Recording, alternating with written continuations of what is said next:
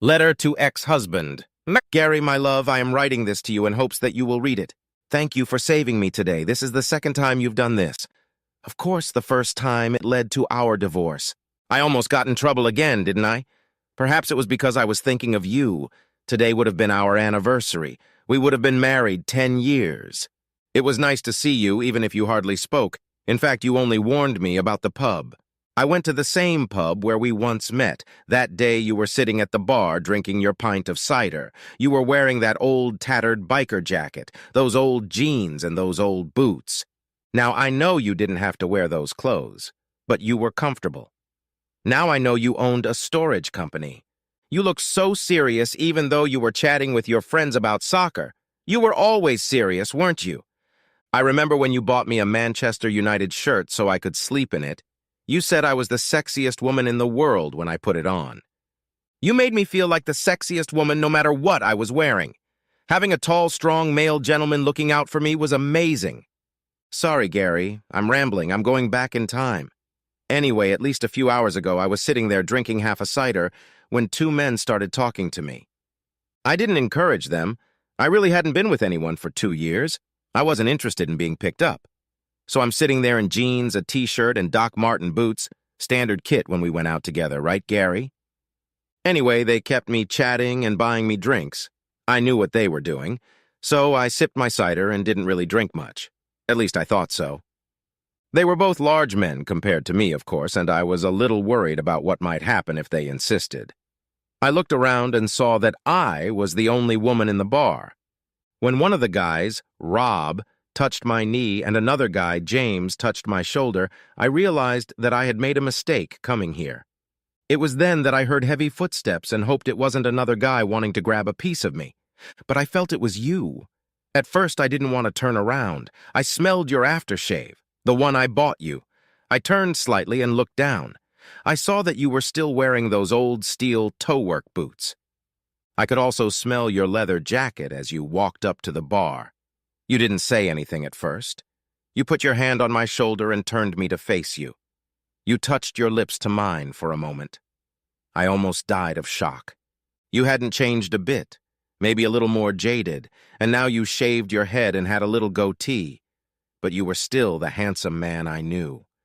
The men must have known you, and they noticed the way I looked at you. They both apologized to me and to you and went to the end of the bar. Thanks for saving me. I was being stupid again, wasn't I? You didn't say anything to me. You just took my hand and led me to your car. I tried to talk to you, but you didn't answer. I know you swore you'd never speak to me again, but damn, it really was dead silence. We got to our house, my house, and you walked around the car and opened the door for me. Finally, you said to me, "Next time, be more careful. This pub isn't what it was. Take care." With those words, you drove off. I went into the house, cuddled up to our cat Misty, and cried. Gary, my love, I know we divorced 2 years ago, but honestly, you are hard to replace. I have not met a more caring or kind person in the 2 years we have been apart. I know it was my fault that we separated and eventually divorced. It's a good thing we didn't have children. I have heard from friends how divorce can affect children. I want to say I'm sorry for what happened. You know I didn't have meaningful sex with that bastard, but as you know we did make out. That's how you found us, isn't it? And I crossed all the boundaries we set for ourselves. Until now, I haven't had a chance to write or talk to you since you left me. I haven't had a chance to tell you that I'm so sorry and that it was the only time anything like that happened. He boozed me up most of the night, and I was on a business trip 300 miles away from you. I was homesick and sad because you weren't there for me. I rarely got to travel, but it was a big contract and I had no choice. I know we played online while I was there, but the fact that you weren't physically with me got to me. The bastard, my coworker who was helping me with my contract, was polite, said all the right things, and after a lot of drinking, I didn't feel threatened when he suggested we move to a booth at the back of the bar. My brain didn't engage. I just didn't want to blur the eyes of those around me. I was wearing the evening dress you bought me, the black one with the deep neckline and slits on the sides. I know you liked it. I know the bastard liked it too. It showed off my legs and, yes, my breasts. But hey, a woman should be able to wear what she likes without interference. Yes, I know I shouldn't have worn a dress like that to a hotel bar. I probably got an overabundance of attention from various men and even a couple women. Anyway, the bastard led me over to a booth and pushed me into a corner. He wasted no time and started kissing my neck and moving his hand up my leg. I know my eyes were closed, and in my mind it was your hands on my body and your lips on my neck. I could feel myself starting to respond to his touch. His hand slowly moved up my thigh to the panties you bought me for my birthday. His lips kissed my breasts and traveled down to the hollow between my breasts. To my utter shame, I reacted, my body reacting against my brain's wishes. I felt aroused, I felt hot and horny, and this man I had mistaken for you was pushing the right buttons. To my shame in my drunken, clouded mind, I let him sleep with me. I was cheating on you. Well, you know the rest. I pushed the bastard off me and he hit his head on the table. I fixed my dress and cleaned myself up. It was hard. My brain wasn't working and you had to help me. I remember you took me in your arms. Then you helped me up the elevator and then into my room. Then you gently laid me on the bed. I don't remember anything after that, and I woke up and you were gone. I don't know how you got to the hotel or how you left so quickly. I took off my dress and took a shower. I felt so dirty and disgusted with myself. I knew why you left. I knew I had hurt you irreparably. I saw in the cold light of day how I had ruined our marriage. After taking a shower, I packed my suitcase. I couldn't stay in the hotel any longer. I needed to talk to you. Not to explain, I didn't see any point in it. I don't know how much you saw, but I assume it was enough. Enough to destroy our marriage. It just so happened that I was checking out, and so was that bastard. He looked awful. He was walking with a limp, and his eyes looked puffy, and I could see he was walking like someone had kicked him hard in the balls. He saw me and tried to speak, but his mouth was too swollen, and he also seemed to be missing a few teeth. I guess you made it clear to him in detail that you shouldn't mess with a married woman. I wish I'd done the same. Anyway, you know the rest. I got home and saw the letter you wrote me. I expected it. I know we have strict boundary rules, and I broke them. I could blame the drinking, but honestly, I shouldn't have let it happen. I shouldn't have let that bastard get me drunk or touch me. I'm so sorry, Gary, but I know you can't trust me anymore. I know you'll never speak to me again. I knew you would be fair in the divorce, and I knew that even if you were angry with me, you would never hurt me.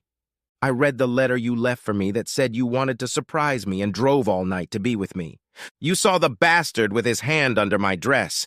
You also stated that you were confused because I said your name. Yes, I was thinking of you and imagining it was you kissing and touching me. Anyway, this all happened over 2 years ago. I'm working in the office now as an assistant to the managing director. Don't worry, he's almost 65 and fat, but he's a good man, as is his wife.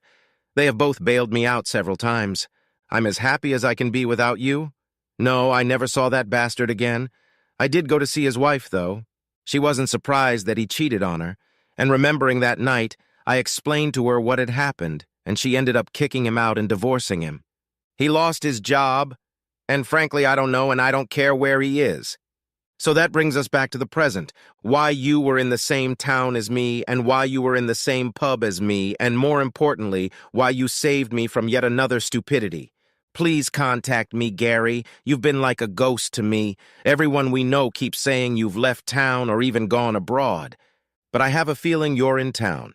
And even though you shouldn't be, you're looking out for me. If that's true and you're around, you know I haven't dated anyone since my divorce. It's not because I couldn't, it's because I didn't want to. All I ever wanted was you, and I'll die knowing I lost you. I know you said to move on, but I can't. I'll probably end up a lonely spinster with 10 cats. Anyway, Gary, my love, my silent ghost, get in touch with me, okay? I'm sending this message to an email address. I hope you haven't changed your email address and will read it. I will wait as long as you need. Your loving ex-wife, Carrie. Reply to ex-wife. Carrie, well, I admit I'm surprised to hear you say that. I've been trying to stay away from you. I still feel something for you, otherwise why did I save you from those vultures? I'm a little embarrassed about my feelings for you. I've forgiven you, and maybe under different circumstances I'd like to be friends again. But when I close my eyes, I see you and that bastard, and thoughts of who else you could have been with cross my mind. Yes, I know you said it was a one-time thing. Yes, I know you said you were drunk. All of that may be true, but what I saw changed the way I felt about you. You know, I'm a complicated and serious person. I don't do anything without a reason. That day when I drove 300 miles to surprise you and ended up finding that bastard touching you was a shocking day for me. I'll admit that he and I had a conversation. It wasn't a good conversation. I just beat the shit out of him and told him never to talk or meet you again. I'm glad you found a new job, and I'm glad Fred and his wife are looking out for you. Yes, I know them, and yes, I recommended you to them. See, sometimes I can be a good guy. As for saving you from those guys in that pub, they obviously knew me. But they didn't know who you were. I really haven't talked about you in the last 2 years. There's really no need. They saw a beautiful woman sitting at the bar drinking. Just so you know, this pub has changed. It's no place for a single woman. Some of the women I know have complained about inappropriate touching by men in the pub. It's what some people call a meat market, so please don't go there again. As for keeping an eye on you, well, I may have been watching you, but only through mutual friends. I asked your friends to tell you that I wasn't around. If they told you I moved or left town, that was their choice, not mine. I actually live in a studio apartment a few streets away from your house. I'm surprised you haven't seen me running around the streets. Yes, I do run now. I work out at the local gym. Yes, I've seen you walking to work. A few times you've even walked past me and looked at me. I thought you might have recognized me. But then again, I have changed my appearance somewhat. I'm glad you approve. So just so we're clear, I haven't stalked you, but I have helped you at various times. If you think about it, you might remember something.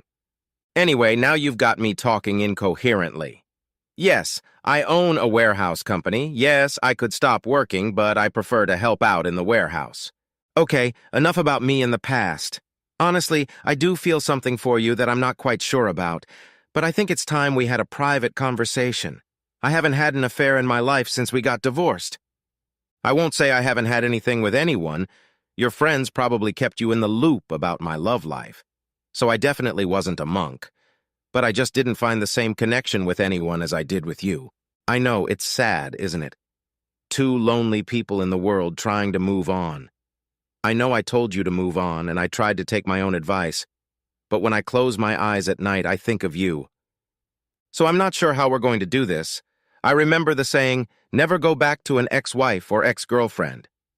So I take a risk. I want to meet up, just to see if my feelings for you have changed, or if it's really time to move on and really get over you. I'm leaving my phone number. When you're sure of your feelings for me and if you're serious about having some kind of relationship, then let me know. I promise nothing and expect nothing. We will be two people for the evening, at least that is my expectation. And just so you know, yes, I watch Manchester United and I still have that shirt I bought you. I'd love to see you in it again someday. Okay, enough of that. Contact me, find a place to go on a date, a restaurant or a diner to go dancing. It doesn't matter. Just find a place where it's convenient. And let's see what happens, shall we? Wednesday. I was sitting at my desk sorting through some papers when my cell phone rang. I didn't recognize the number and wanted to ignore the call. I don't usually answer unknown calls, too many scammers calling. But then I realized it could be my ex-wife, so I answered. Hi, this is Gary speaking. Hi, Gary, it's Carrie. Is this a bad time? It's okay, Carrie. Remember, I'm the boss. I'm available anytime, I said nonchalantly. I felt relief on the other end of the wire. Gary, you mentioned in your letter about going on a date, she said cautiously. I mentally smiled. Yes, I did mention that, didn't I? And yes, I'm serious. It's time for us to talk. Do you have a place in mind? Actually, yes, Gary, there's a new restaurant that opened up recently. It serves gourmet food. A couple of my friends have been there, and they loved it. And on Friday nights, they have a regular DJ. And if the customers want to dance, there's a dance floor. So I took the liberty of making a reservation for 7:30 on Friday nights, if you don't mind. She hesitated a moment before continuing. If you want, we can change the place or time. Carrie, that's okay. I know a restaurant I've been meaning to go to sometime myself. And 7:30 p.m. sounds good to me. I understand the dress code is casual. So if you don't mind, I'll wear jeans and a shirt. You know I hate suits. I felt her relief and joy. Thank you, Gary. That means so much to me. And yes, you can wear what you like, but I'm going to try to impress you. So don't be too surprised if I dress glamorous. Okay, if that's what you want, Carrie. Anyway, I'm looking forward to tonight. Just remember, no matter how things turn out, no matter what happens, I don't want preconceived ideas, and don't put too much into this evening. I don't want to hurt you. Gary, honestly, I'm just glad we're talking so I can be with you for a little while. Anyway, Gary, I need to get back to work, whatever it takes. I love you very much, and I will do whatever it takes to get you back. The last words came out of her mouth in a rush, as if she was afraid I would stop her from saying it. Okay, Carrie, thank you for telling me how you feel. To tell you the truth, I knew you wouldn't stop loving me. The other question is if I can love you again. I look forward to you trying to convince me. For now, I'll see you on Friday. I'll meet you at the restaurant, okay? Gary, thank you again. This is more than I could have hoped for. I'll be waiting. Now I have to go. Goodbye, my love.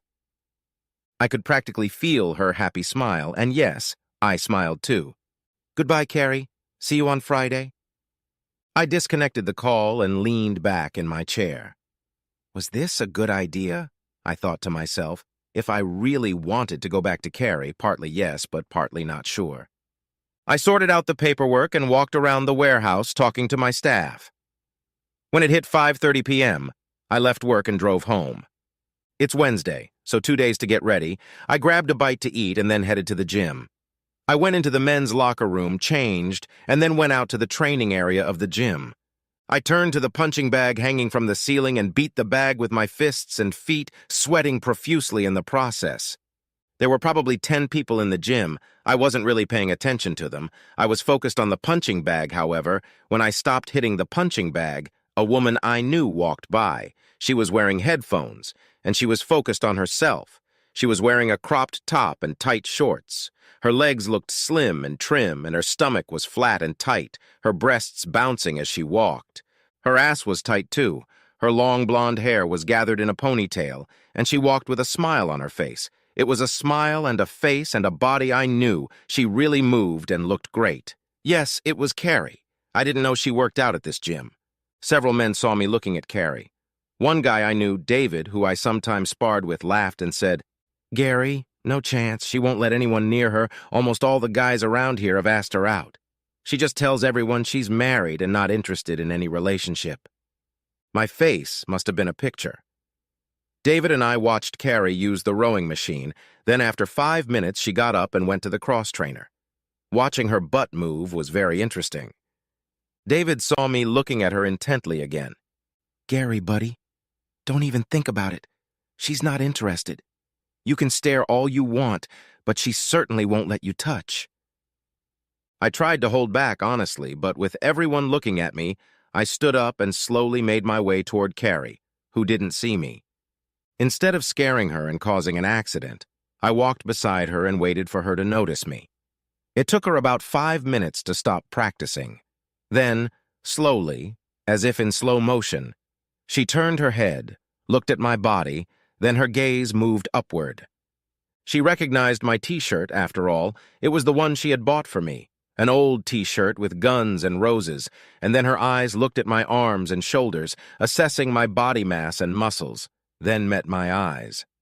At first she was shocked, like she couldn't believe her eyes, couldn't believe it was me there. Then a huge smile appeared. She took off her headphones, hopped off the cross trainer, and jumped on top of me. I actually considered backing off, but only for a moment. When she jumped, I caught her and she put her arms around me and started kissing me. I felt a surprised silence in the gym. The only sounds came from Carrie as she kissed and hugged me. "Gary, Gary, I can't believe you're here," she said between kisses. I gently lowered her down and pulled away. I turned around and yes, everyone in the gym had stopped and was looking at us. Carrie realized what was happening and blushed thickly. I took her hand and we walked to the small kitchenette at the back of the gym. Once inside, I closed the door. Carrie immediately threw herself on top of me again. She put her arms around me and laid her head on my chest. "Gary, my love, thank you for letting me do this. I've been dreaming about this for 2 years." Carrie, could you go outside for some fresh air, just for a minute? We need to talk about something. Mainly, why are you telling everyone we're married and why haven't you dated anyone in 2 years? Surely someone would have caught your eye. Gary, listen to me. 2 years ago, I screwed up and you punished me rightly.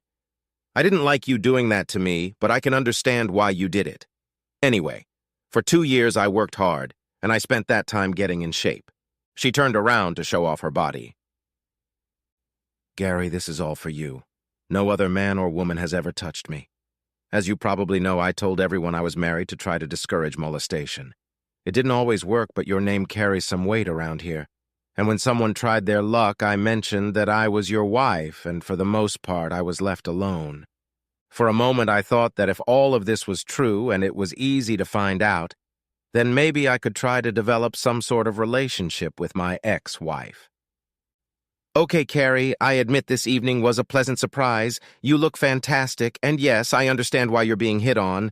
I admire you for waiting for me, even if I didn't actually come back to you, so I suggest we continue our classes and then on Friday we meet for our date. I stood up, hugged Carrie, and kissed her forehead. Holding hands, we both walked back to the gym. The looks on the faces of the people in the gym were amusing. David walked up to us. Gary, you lucky son of a bitch, you're her husband, aren't you? Well, technically I was, but she's my ex-wife, I said as I held Carrie's hand. He smiled and said, So she's not married to you. Can I take Carrie out for a drink?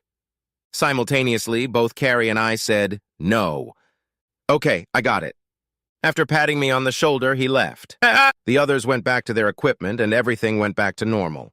Carrie and I practiced together, and then I helped her lift some weights that she couldn't lift like I could, but it was still impressive. After another half hour, we were done, and holding hands, we headed towards the gym lockers. We turned to each other and spoke at the same time. I raised my hand, and she paused. Carrie, it's been great working out with you, and it's been good to be with you, and it's nice to know the truth about you being here. I'll say again, you look fantastic. I can see you've been working really hard. You're doing great. Gary, my goal was to look good, feel good, and maybe get your attention and maybe start a dialogue with you. What happened tonight was amazing for me. I love you, Gary, and I always will. This body is yours, and you can use it anytime you want. I'll be waiting for you, my love. As she turned away and headed for the women's locker room, she stopped, turned around, and lifted her crop top and sports bra, showing me her B-cup breasts. Gary, this is yours, my love. She smiled and turned away, and I went straight into the shower and turned on the cold water. Friday. Friday at work was busy, but I admit I was distracted. The image of Carrie in her workout clothes and her gorgeous breasts, and her confession of saving herself for me and only me really made my mind flip. Yes, I checked her story, and all my friends and Carrie's co-workers confirmed she only went out with her family and close friends. She always went home early. She didn't drink in the evenings, only Coca-Cola or some other soft drink. She doesn't dress particularly flashy in the evenings, preferring to wear casual clothes. As for the gym, everyone I talked to said the same thing. She didn't encourage or talk to any man who approached her. So after exhausting all my tracks, I came to the conclusion that my ex-wife was waiting for me. Apparently, that time when I caught her with another man was the only time. Knowing all this information and making a decision tonight, I expect the date to lead to other evenings together, at least as far as I am concerned. Finally, the time reached 5:30 p.m. I gathered my things, walked around the warehouse, wishing my co-workers a good weekend, and then headed home. I got a beer out of the fridge, went upstairs, stripped down, and picked out my clothes. Even though I own my company, I'm not a fan of suits. I wear jeans and t-shirts and only wear suits to weddings and funerals. I picked out a decent pair of jeans and a new shirt. I shined my shoes so they would at least look normal, then headed for the shower.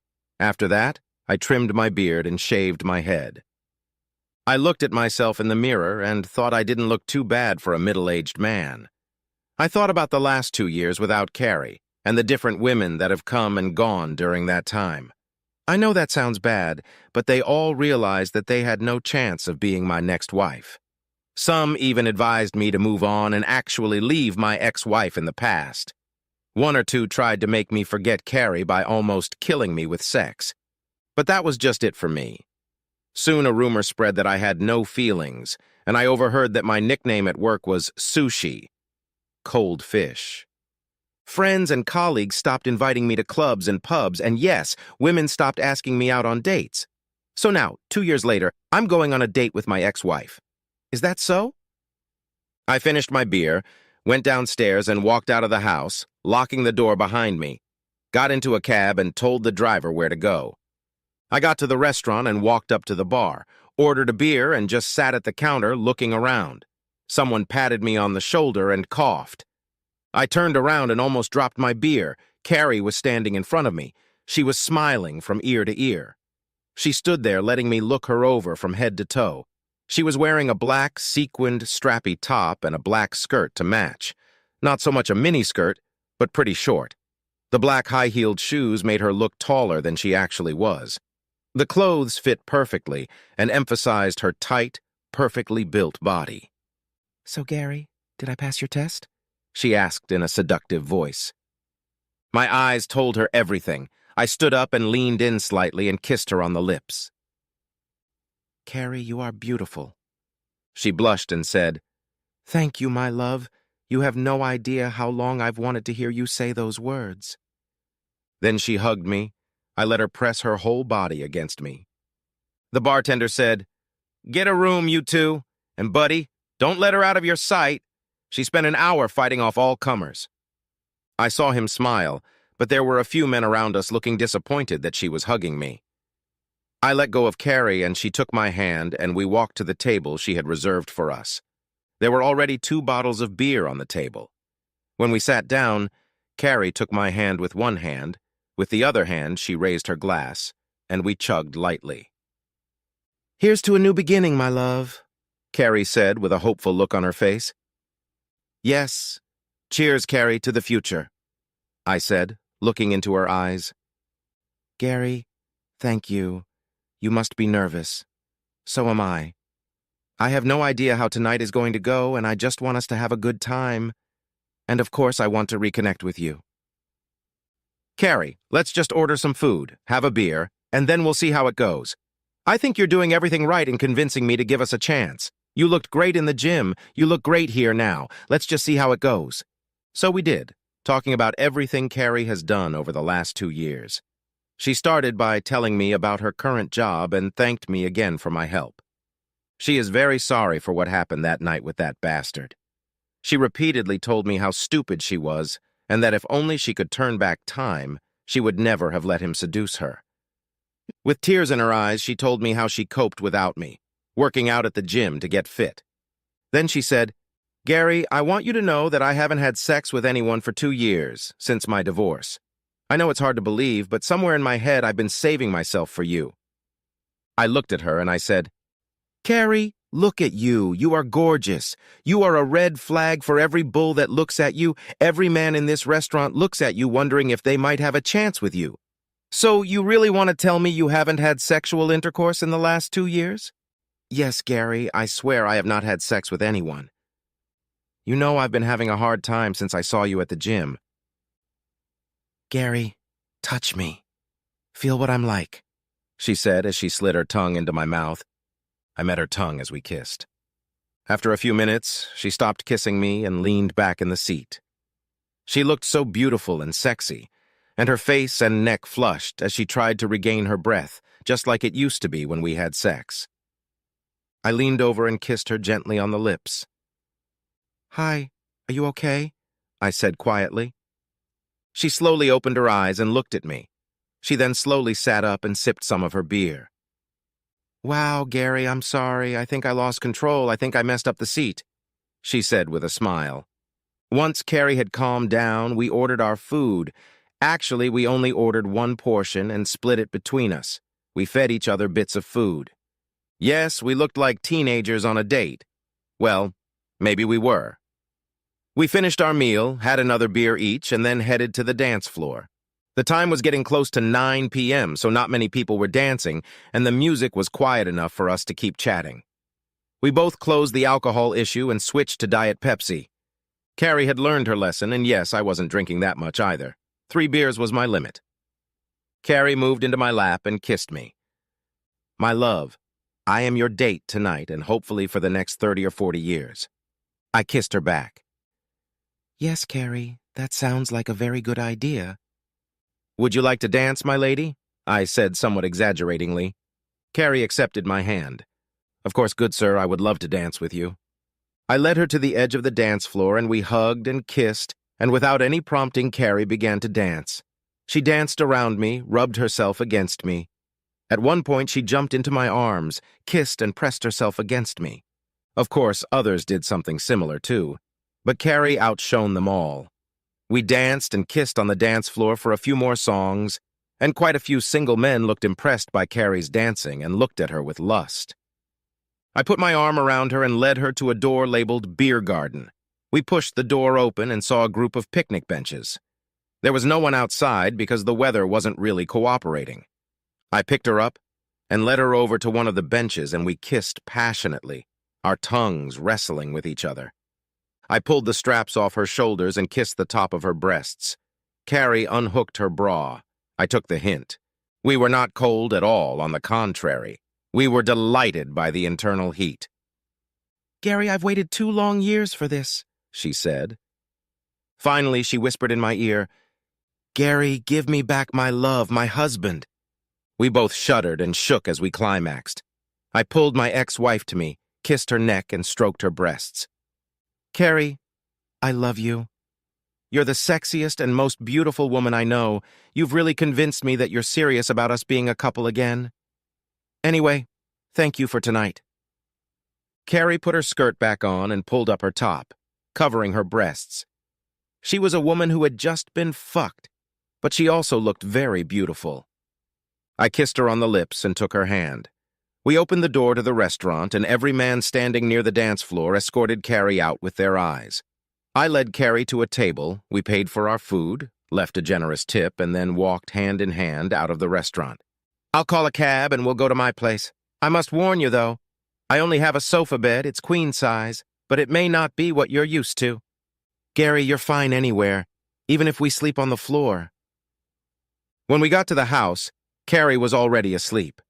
With little difficulty, I unlocked the door and led her upstairs, carefully laying her on the bed and undressing her. I found one of my shirts in the closet that she had bought me a long time ago, put it on Carrie, and then covered her with a blanket.